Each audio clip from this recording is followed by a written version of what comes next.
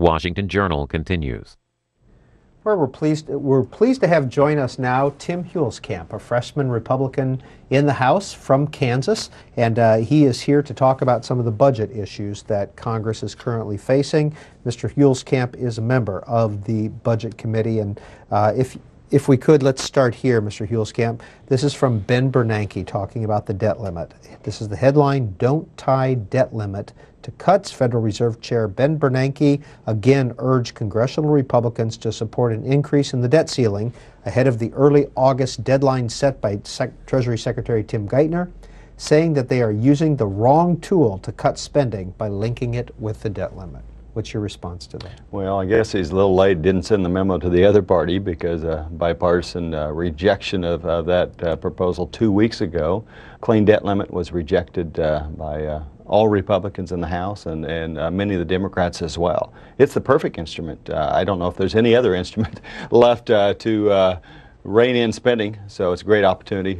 So we'll reject Mr. Bernanke's advice, and certainly let's focus on the real question here is we've been spending too much money, and he said over and over that has an impact on the economy, and so this is the perfect scenario in order to get our fiscal house in order. Well, there's a local headline in your Hutchinson, Kansas paper. Huelskamp criticizes Treasury Secretary over debt ceiling. What was your criticism, and do you believe that August 2nd will be a drop-dead date when it comes to U.S. debt? Well, that's a suggestion, but the history shows that generally the Treasury Secretary will suggest a deadline, and Congress usually goes through that. And but the point being is the real question here is not the deadline, it's the question how we got there and how we avoid that in the future. And I don't want to raise the debt ceiling ever, and much less more than one time in Congress. And I don't think this administration has any plans to bring our spending under control and find a way to not raise the debt ceiling again. Have you been party to or informed of the Biden budget talks that are going on? Do you feel that you are in the loop when it comes to what's going on with those talks? Well, our Republican leadership briefed the freshmen yesterday on the subject of those talks, and there's a long ways to go. We still have an administration focusing on they want to raise taxes. That is not going to happen, and we're going to have to cut spending. So I think we're making progress in getting the message through to the administration. What we're hearing from the American people, what I'm hearing from Kansas is cut spending now, and that's what we have to do first of all if we're going to really address the issue surrounding the debt ceiling. When you were home on this last congressional break that we had over Memorial Day, did you hear from your constituents with regard to Paul Ryan's Medicare proposal? They were very supportive of the proposal. They understand that Medicare is in jeopardy. They understand that changes have to be made throughout the budget, and they understand that status quo is no longer an option, which is the way this town operates. We do the same thing we did last year with just a little tweak. But when you have a $14.5 trillion deficit and there's no more tweaking, we've got to get right down to it. And when the Medicare trustees say in 9 to 13 years Medicare goes bankrupt, they understand that they want it to last longer than that. That's why they're ready for real reform that works. Before we get to calls, and we put the numbers up on the screen divided by political affiliation, if you'd like to talk with Representative Tim Huelskamp, a Republican of Kansas, about some of the budget issues facing the Congress right now, you can dial in 202-624-1115 for Republicans, 624-1111 for Democrats, and 624-0760 for Independents. Please allow 30 days between your calls. One more article before we go to calls that I wanted to point out to you. This is from this morning's Politico newspaper. Chamber joke falls flat on GOP frosh. Was it a joke or a thinly veiled threat? That's the question that has Capitol Hill freshmen and their staffers scratching their heads after Chamber of Commerce President Tom Donahue told an Atlanta audience this week that the chamber would, quote, get rid of freshmen who refused to vote for raising the debt ceiling. Well, I wasn't at the event, but we were asked to comment on that. It seems more of what I've heard throughout Washington. Like most freshmen, I came here to change Washington, not the other way around. And the idea that we're not going to face the problem of spending too much money and borrowing too much money, and the idea that folks that want to challenge that problem are expected to go away in the next election cycle. That's not what Kansans want. They want us to face problems and get directly to it. And it's kind of like the president joking about ATMs. I don't know if it was a joke about ATMs causing job loss. There's no joking when you have 13.8 million Americans out of work. And there's no joking when we have a $14.5 trillion deficit. It's time to get serious and focus on the problems at hand. Is that something, when you hear the president of the U.S. Chamber of Commerce saying something like that, is that something you want to respond to? Is that something you want to talk to him directly about? Well, I didn't hear the comment. It was just reflected back through other outlets. But we have 87 Republican freshmen that are committed to making changes in Washington, D.C. And as a member of that class, I want to make certain that the message is we're here to make changes. And we have to focus and challenge the status quo in Washington, D.C. Inside the Beltway has not had the answers. It's not working. And we need new solutions. If we want to get job creation going again, we have to no more stimulus. And that's where we disagreed with some of these folks on many different fronts. Tim Huelskamp served in the Kansas Senate beginning in 1996, re-elected in 2000, 2004, 2008, and just elected to the U.S. Congress in 2010 for the first time. He's a member of the House Tea Party Caucus and the Republican Study Committee. He serves on the Agriculture, Budget, and Veterans Affairs Committees. First call for him comes from Tom in Arlington, Virginia, Democrat. Hi, Tom. Yes, I just have one question for the congressman. Are you going to attack the farm subsidies? And I'll take your answer offline. Thank you very much. Appreciate that, and that's a great question. Come from a very ag and rural district in western Kansas, and that's what I'm telling my constituents, that everything's on the table, including our ag programs, and there are ways we can reduce those, and some of those programs I believe are going to go away, and most farmers and ranchers say the same thing. Cut everybody if you're going to cut us as well. Just make sure you don't single out a particular sector. And everybody needs to come to the table with solutions, and it's high time there are no sacred turfs anymore, because when you have a $14.5 trillion deficit, making our children and grandchildren pay that off is really no longer an option. And so I appreciate the question.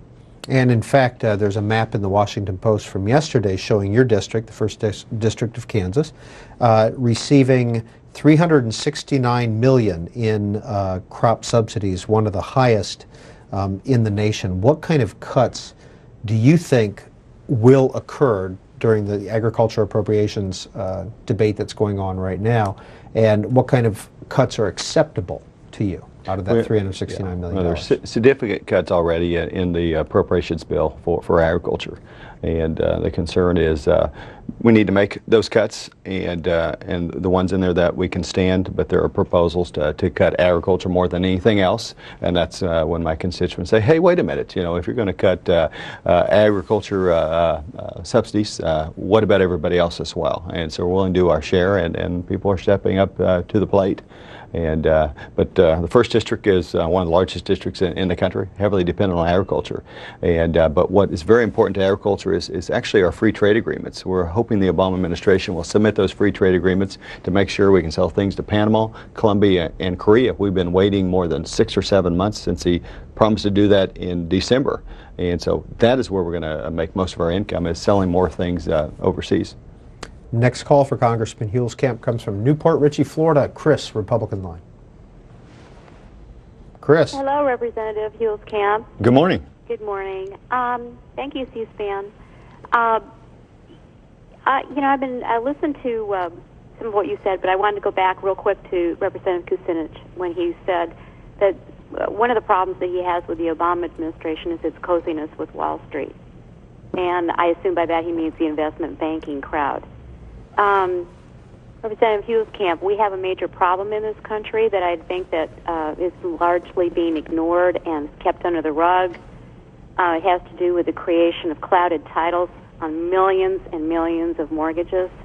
This has nothing to do, well, of course it has a lot to do with the foreclosure problem, but this also has a great deal to do with millions and millions of good standing mortgages. And people do not know, I would say probably 90% of people in this country have no clue that if they have done any refinancing, they bought a home in the last 10 years, due to the implementation of an entity called MERS, Mortgage Electronic Recording Services, by the big banks, that basically usurped the 200 years of property law in this country where Hey, county... Chris, what would you like the congressman to respond to?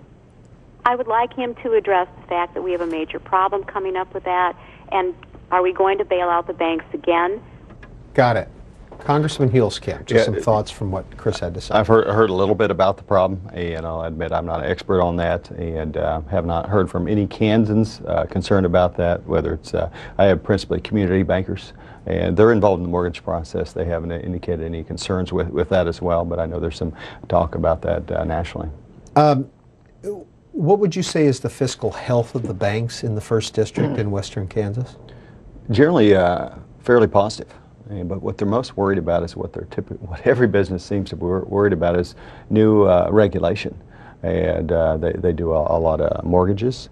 They do particularly on homes. They do on real estate and otherwise. And what they're finding out is new regulations coming out of Washington, D.C. is making their job harder, more difficult, and at times impossible.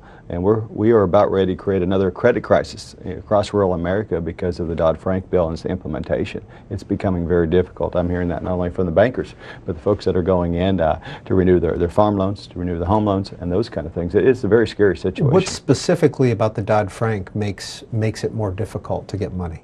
Well, new regulations, new heightened capital requirements, new requirements for reporting, new requirements, just basic regulations in terms of reporting and what they have to maintain. Loans that were good for 30 years. Perfect example out in western Kansas. A farmer goes in to renew his ag loan, been renewing it for 30 years. True story. He goes in, the banker says, it looks great, but the feds won't let me renew it. You'll have to find credit elsewhere. I'm hearing that story again and again, and when I come from a rural area, in particular for home ownership, usually it's the community bank that is the one that's making that loan, not the major national banks, and they're the ones that feeling the heightened regulations that's going to impact rural America. Scottsboro, Alabama. Don on our independent line. You're on with Tim Huelskamp, Republican of Kansas. Yeah, I want to bring up again all the farm subsidies that you guys get and ethanol subsidies. I think they should be cut to zero. If a farmer cannot make it on his own, why should I, as a taxpayer, support him? And another thing, you Republicans talk about wanting to create jobs. Why don't you stop the jobs going overseas? You know, the people that send jobs overseas get tax breaks. Us taxpayers are paying for these corporations to send jobs overseas. Great question, and I share many of those concerns, particularly the loss of jobs. Since the so-called stimulus package, we've lost 1.9 million jobs. That's 1.9 million Americans not working today that were working 2 years ago. And it's time for a recovery, and you're right, we need real tax reform that provides the proper incentives for investment. We have the highest corporate tax rates in the entire world. We have this proposed cap and trade proposal that's going to raise taxes as well. Everything happening out of Washington is slowing job growth and driving jobs overseas, and we need to change those policies. We have higher regulations than we've ever had. We're looking at higher tax rates and more proposals simply to drive jobs overseas, and we need to change that, and we can do that. Republicans have a great proposal that would encourage, incentivize, and allow innovators to create more jobs in this country, and we can't wait another year to make that happen. We need to do that very soon, because having over 13 million Americans out of work is not an option. Congressman Huelskamp, your family has a wheat farm, correct? And how could you do what that caller asked, which is cut all subsidies, just be a business without any government assistance or hindrance? Is that possible? That's the way it's heading. And most farmers recognize that. Some say, hey, we've got to hold on to that. But we've seen a decrease in subsidies for many years with other proposals. And what farmers want is that ability to sell. If we're able to access and sell to Korea, for example, we have folks in Korea that want to buy our product, particularly from Kansas. But our government won't allow them to buy that without tariffs.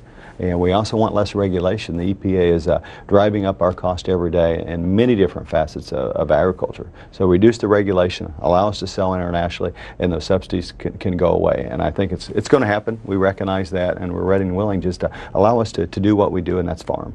And Jim Hines tweets into you, Congressman, how many free trade agreements are up for a vote this summer before the recess? Depends how many get submitted. We are still waiting on the president to do what he promised in December of last year, and that was propose an agreement on Colombia, one on Panama, and one on Korea. I hope we have that. I think it'd be great politics for the president to submit that. I mean, he's stuck dealing with labor folks that are more worried about 50 years of labor laws in other countries versus moving forward and providing real jobs for Americans right now with more sales overseas. Reggie is a Democrat in Spring Hill, Florida. You're on with Congressman Huelskamp. Good morning, C-SPAN. Good morning, Representative Huelskamp. Good morning, Reggie. I have a comment and a kind of a question. Based on history, we've taxed every war, and we've taxed the people of the country to support every war we fought historically. And the Bush tax cuts have been extended by President Obama, and the country hasn't seen any increase in jobs from these corporations from these tax cuts. So how are we to support wars when we don't tax the people?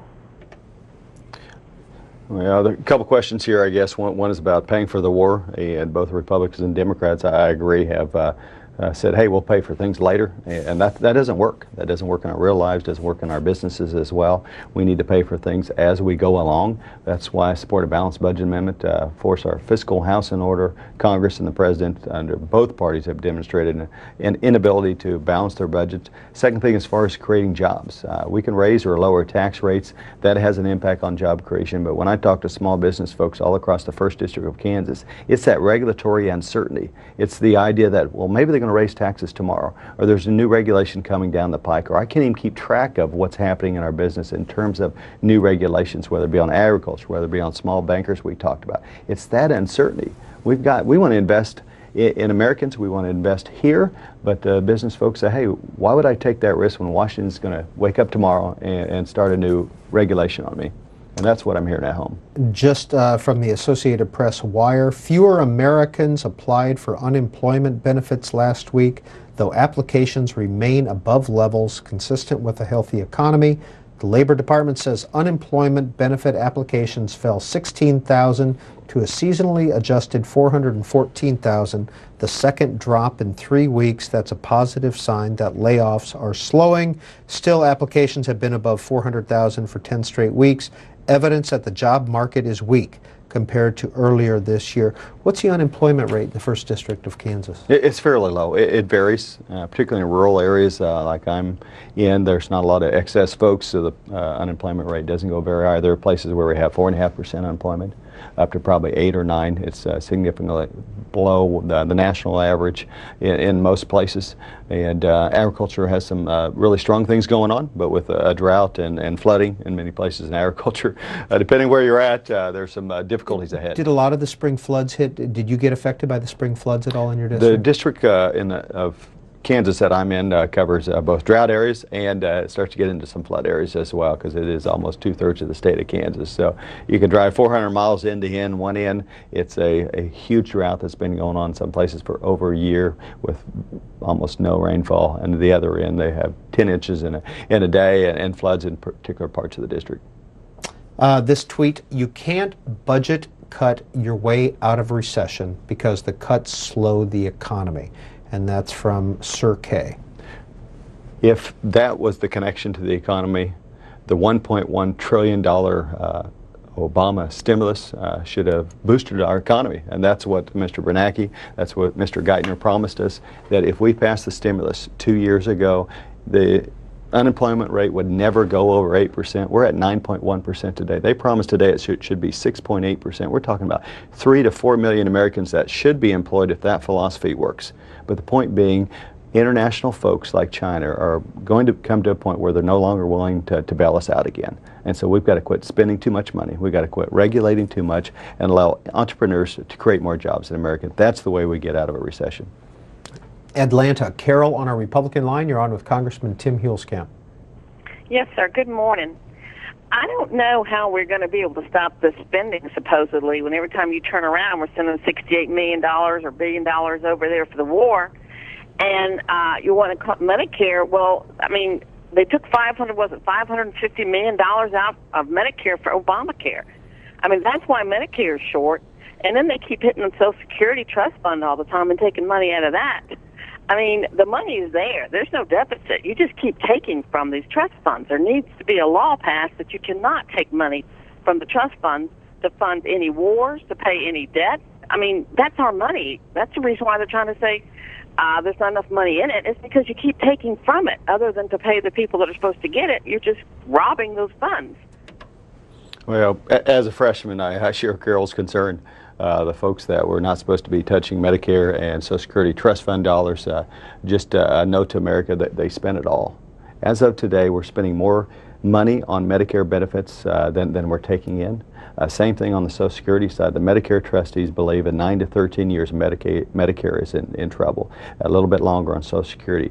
And so the idea in Washington that we won't do anything and we'll let that continue. We have 10,000 new retirees every day, and there's no plans in Washington to take care of them. Obamacare cut $500 billion out of Medicare, and it's going to do this through a board of 15 folks that are going to make those cuts in an unaccountable and non-transparent manner. What we proposed is to make some serious reforms that will improve the system, particularly and help Medicare survive for those that are 55 on under. If you do nothing, the Medicare trustees say the system won't last perhaps more than a decade.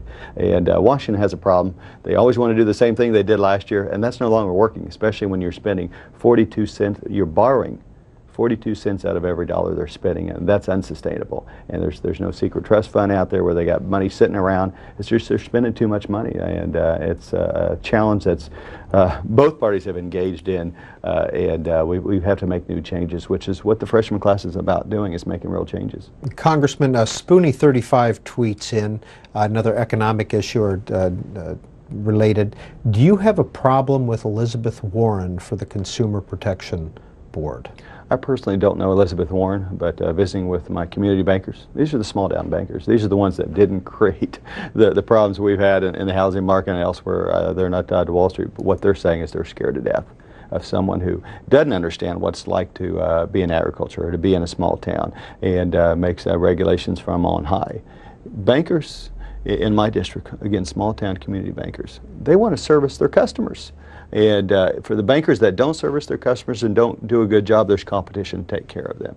But the idea that a new appointee in Washington is going to somehow improve job creation in rural America or anywhere else in America, and that seems to be her concern, more focused on regulations rather than letting bankers and other businessmen and women do their job. Next call for our guest comes from Birmingham, Alabama. Jamie is an independent. Hi, Jamie. Hey, thank you for taking my call. I have 3 issues with your budgets. Number 1, you promised to go back to 2008 levels. Cutting the rate of growth is not cutting. Cutting means getting rid of, like, cowboy poetry festivals, and building more military departments, more building. Every budget I read that y'all have put out this year has called for more construction building, more building, giving the Defense Department more money to build, giving the Homeland Security more money to build. We have buildings. Y'all have buildings that are empty that you rent. Why are we spending money to build more buildings?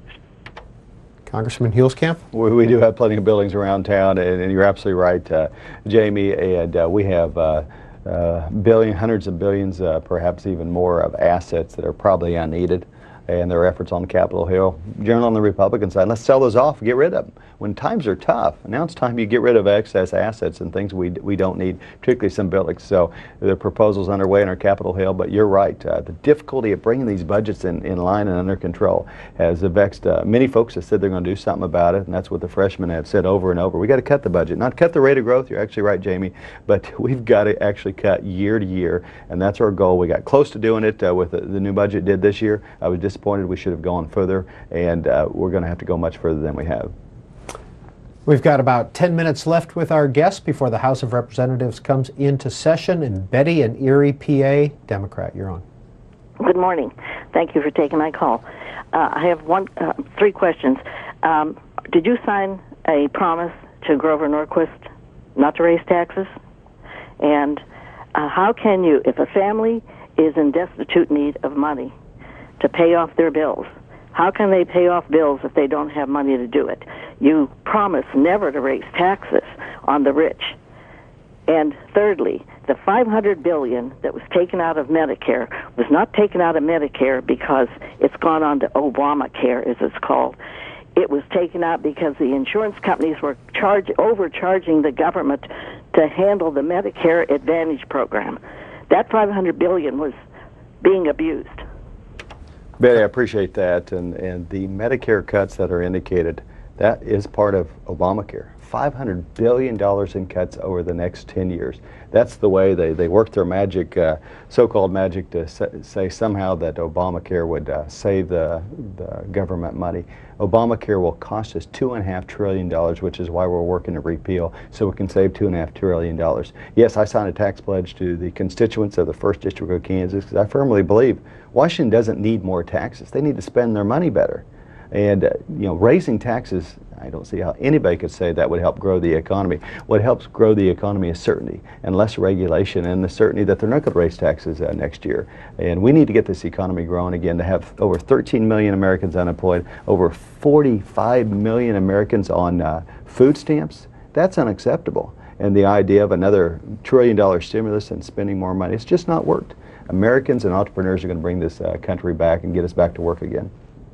Congressman Huelskamp, how do you think Secretary Vilsack is doing over at the Ag Department, former governor of Iowa?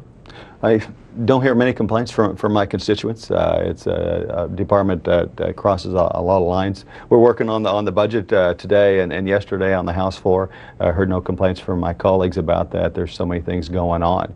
But what we see coming out of the Ag Department is not nearly as burdensome as comes out of the EPA, but new regulations coming out of departments are what we worry about. Please let us do our business, whether it's in agriculture, whether it's in banking, whether it's in any other industry. And so he seems to be doing a pretty good job. We have some concerns about some of the rural programs and the red tape and regulations that are limiting our ability to create jobs. I want to ask you about an issue that's a little off topic from what we're talking about, but we just had Congressman Kucinich on talking about his lawsuit against the Obama administration with regard to action in Libya. Do you feel that the Obama administration has violated or is in danger of violating, as Speaker Boehner says, the War Powers Act? I believe they have, and I was one of the few Republicans that voted with Dennis on this issue. Frankly, I think the Constitution is very clear. It's the U.S. House of Representatives and the Senate that are the ones that declare war, and this certainly is a war, and we expected this administration to follow the Constitution. Certainly, I think most everybody gives credit to the previous president to get authorization before actions in Iraq and Afghanistan, and so I think that's very clear. So, but as one of the few, you know, Republicans are generally seen as pro-war, pro-military, and we are. But we also need to focus on the key issue here is I swear an oath to the Constitution, not a particular president or a particular party, and that's where my allegiances lie. Do you think that the U.S. has national security interests in Libya? We are waiting to see. It's the president's responsibility to identify national security interest, and I have seen absolutely nothing identified in national security interest. When the letter was sent to us from President Obama within 47 hours after the action on a Friday, he noted the UN was the national security interest. Essentially, the UN told us to go in there, and that's certainly not our national security interest, given who's in the UN and how often they work against our interests. So we were still waiting for the president to follow that requirement. I appreciate the letter from the speaker saying, hey, we need to see what our national security interests are here, and we spent over $713 million already in that war, and we're still waiting to see what the president has to say and why we're actually there. And I want to ask you also about what the Senate is doing. They're voting on an ethanol tax credit, whether or not to get rid of an ethanol tax credit. What's your view on that? I think that's going to go away as well. It depends where you're at in the particular ethanol segment of the industry. I think most folks recognize in this environment that we've been subsidizing ethanol for quite a few years, and it's time for them to move on into the marketplace. And most folks in the industry that I talk to say, hey, we are competitive. We're actually producing a product that's cheaper than gasoline in many cases. Chicago, James, Independent Line, you're on with Tim Huelskamp. Please go ahead. Hello. Please don't cut me off. I'll try and be fast. If the government would stop penalizing government-funded organizations for saving money, That would save millions of dollars in a year. The reason we don't tax to pay for wars is because there would be more greater outcry to end them from the American citizens. Would you support a bill that would limit the amount of money politicians can raise and spend during a campaign cycle? This would free you up to do your job in Congress rather than spending 60% of your time fundraising. And it would be a tool that would fix the imbalance of representation between having the haves and the have-nots. Congressman? No, I would not support a bill to restrict fundraising because there's a First Amendment to the Constitution. I think our courts have been very clear, our Constitution very clear. That's part of our ability to impact the political process is speech and related to fundraising. And I don't spend 60% of my time fundraising. I'm sure others might do that. But what we really need for change in Washington is we need folks from outside of Washington, D.C. bring in real opinions from real Americans. And that's why I've, like many other members of Congress, I've done a bunch of town halls. You go out and listen to folks, and then you bring those messages and ideas back to Washington. But if we want to put Washington back in the box it belongs, it's called the Constitution. We need to restrict what Washington is doing, whether it's taking over the healthcare system with Obamacare or many other places. And I think that's the way we make sure Washington is more responsive to America. Bradford, Pennsylvania, Frank on a Republican line. We've got about a minute left. A minute? Yes, sir. I am a disappointed Republican. I'm a capitalist. We need an industrial policy. How can business grow? The jobs are overseas. American companies are not going to pay that health care. We must get health care off the back of industry. I don't care if you turn it over to charity. We need the jobs in this country, and the Republicans do not have an industrial policy. Sir, American Frank, companies, when you refer to an industrial policy, what are you referring to? I'm referring to the fact that when I can remember when GE employed 200,000 people in this country, and those jobs left, and they're not coming back because if they brought 20,000 jobs back, the cost of health care would bankrupt them. This has to change. All right, Frank. Maybe Obamacare isn't bad. It's got to be public. Frank, the Republicans do have a policy, and it is this, that if we're going to get this economy going again, we're going to let job creators and innovators and entrepreneurs outside of Washington make the decisions, free them up with less regulation and lower taxes and lower requirements out of Washington, because that's how we grow the economy. It's not done in Washington, D.C. We can restrict it, but we need to free it up. It's amazing where you see the country of China moving towards more freedom, more capitalism, and we seem to be moving the other direction. Right now we have an administration that was focused on micromanaging the economy and trying to control that. The Republican approach is a free market approach. Tim Huelskamp, Republican of Kansas, thank you so much.